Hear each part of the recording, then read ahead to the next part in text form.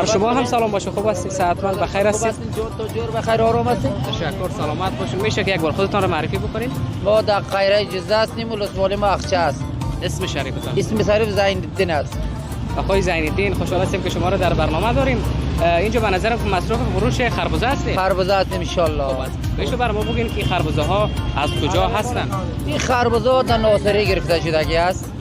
نامش هم جینتور میگه. چی میگه؟ جینتور میگه. جینتور یعنی معنی خاصی داره؟ معنی خاص، یک نام، یک تخلص خوبی داره.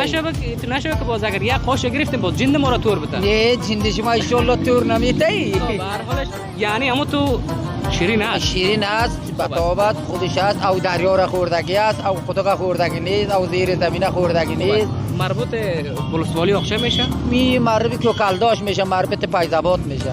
خب امروز از قیمتاش برام بگین چگونه هست؟ قیمت خربزه 70 هم سودا میشه، 80 هم سودا میشه. جایش اومده دیدم از خوبتر 100 هم سودا میشه. این بالاتر هم آباد مستعملش با سودا میشه. خیلی خوب است. باز نسبت به سال گذشته ارزانتر است یا قیمتتر شده؟ این سال اندک قیمت است. پورت تا این ارزان بود.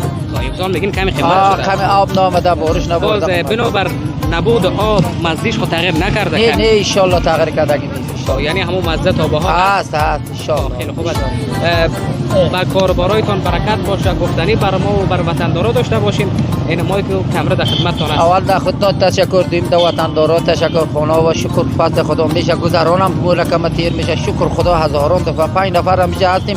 5 ما هم گذران ما خوب خراب شده ایش. شکر هزاران شکر. خیلی خوب است. باز این بعضی میگن که ولد وطن کار نیست و کار کنی کار هست.